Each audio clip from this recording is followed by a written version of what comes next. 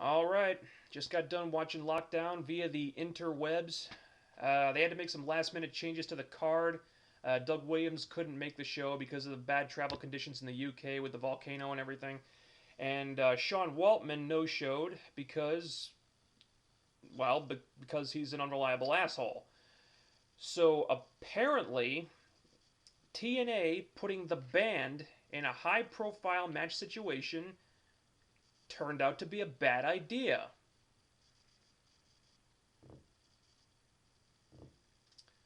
Wow. And you think TNA would have figured this out a few months ago. I mean, when they put Hall and Nash on pay per view against Beer Money, and then at the 11th hour, Hall said, "Oh, I don't want to wrestle tonight, put someone else in there." But no. They gave these guys yet another shot, and now they all look like complete idiots. Anyway, these changes ended up having both a good and bad effect on the show. The good was that we got our X Division escape match after all, or at least the abridged version. The bad was that TNA's solution to the Waltman dilemma was to have Kevin Nash wrestle twice. X Division escape match. Motor City Machine Guns, Broderick, and Homicide for Doug Williams' spot in the X title match. This was very good for the time it had. It was pretty short. I think it went about maybe 5 minutes, and that's not very long, especially for a pay-per-view match. But it's better than not having an escape match at all. Motor City Machine Guns really packed a lot of action into those 5 minutes. You can always count on those guys to deliver, and I think it's a fucking joke that they don't get pushed more than they do. Personally, I would have had Sabin and Shelley go over here, but since the winner was just going to get jobbed out in the triple threat title match later on, then I guess it was fitting that Homicide won, since Homicide is basically a designated jobber since Hogan and Bischoff took over, unfortunately. Beautiful People versus Tara and Angelina, all the knockout titles on the line. Ugh. Look, I realize that with Eric Bischoff running the creative team, the knockouts are not supposed to be wrestlers anymore. They're not supposed to be athletes. They're supposed to get in the ring and stick their tits out. That's what their job is now. That's what Bischoff wants them to be, and that's why the beautiful people are getting shoved down our throats. I understand that.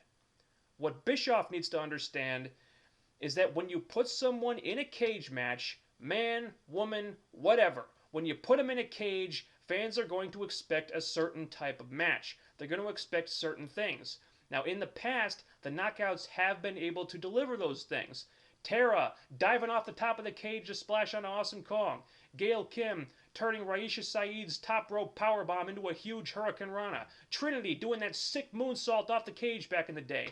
And you still have women on the roster who can do that stuff. Hamada, Sarita, Taylor Wilde. But when you put the beautiful people in there, when have the beautiful people ever displayed anything that made you think they could deliver a good cage match? Seriously, they have never shown anything like that. And, as I predicted, and I was right, they stunk up the place. Beautiful people did nothing here. At least Tara and Angelina tried. But the beautiful people just did the same boring crap they do in every other match.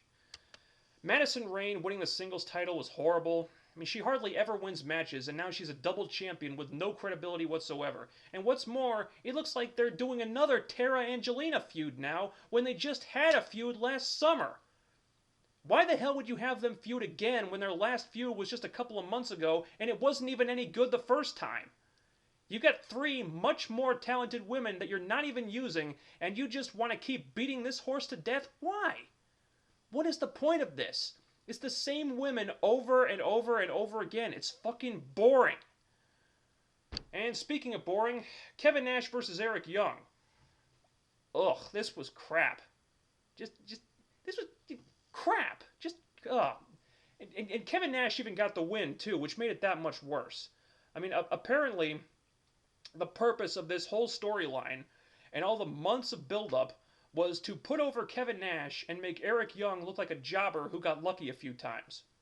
So, Eric Young, your career is officially in the shitter, buddy. Congratulations. And the kicker of this whole thing was that 20 minutes later, they had Nash and Hall get destroyed by Team 3D. So first they buried Eric Young, and then they buried the guy who buried him. Basically, they just had Nash throw EY into a dumpster, and then they threw Nash on top of him. Jesus, it's like they're trying to kill his career. It's weird. I thought they were high on Eric Young.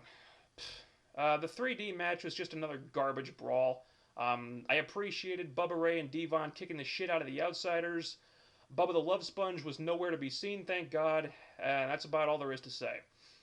Rob Van Dam versus James Storm. A good opener. The effort was fine.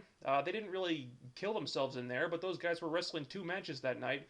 So I'm not going to criticize them for, not doing a swanton or a 5-star frog splash off the top of the cage or anything.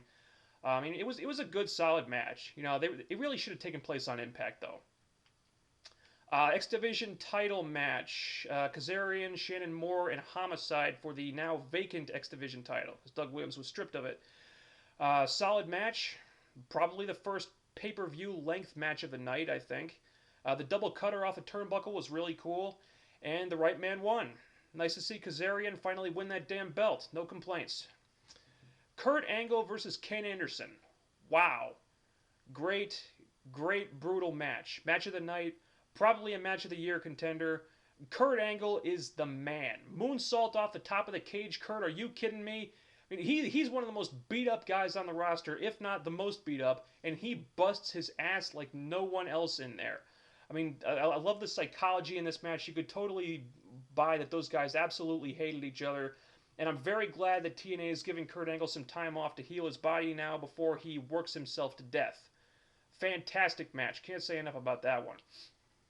AJ Styles versus the Pope for the world title. Were these guys upstaged by Angle and Anderson? Kind of, yeah. But this was another great match, and AJ even broke out his babyface moveset for the occasion. He jumped off the top of the cage too. Thank you, AJ, very much. I was extremely happy to see a clean finish because AJ, I think, really needed to win clean to get his heat back, to get his credibility back. And you know what? Pope looks strong in defeat, and he gets elevated even though he didn't win the title. Everybody wins. I wish it had gone a little bit longer, but that's really the only bad thing I can say about this. Lethal Lockdown. I need to discuss this one in stages, because this was kind of kooky. The first part, where everyone was entering the match one guy at a time, that part was good. After everyone was in the cage and the roof came down, the match got boring. Because the next 5 minutes, 10 minutes, however long it was, those next couple of minutes was basically just the heels walking around hitting the faces with trash cans. That part sucked. And after Jeff Hardy hit the ring, the action picked up again. We had the usual crazy spot on the top of the cage with Hardy doing the splash off the ladder up there. That was great. I appreciate Sting doing taking a thumbtack chokeslam from Abyss. I thank him for his effort, because he really doesn't need to do that at this point in his career, but he still did it. Thank you, Sting. But then Flair, Hogan, and Bischoff showed up. All the young guys disappeared, and the match became all about the old men. The spotlight was completely on Hogan and Bischoff. Hogan saves the day. The babyfaces didn't win because they persevered against impossible odds. They won because of Hogan. Fuck that shit. So, to wrap this up, the X Division guys delivered, as always. Angle and Anderson was awesome. AJ and the Pope was very good. Storm and Van Dam was solid. And parts of Lethal Lockdown were good. Everything else, I really could have done without. So, Lockdown was a hit-and-miss pay-per-view. I'd say it's worth a download, at least. Maybe get the replay. I think the good parts were enough to warrant that. But the beautiful people suck. And please, God, get the band off my TV screen.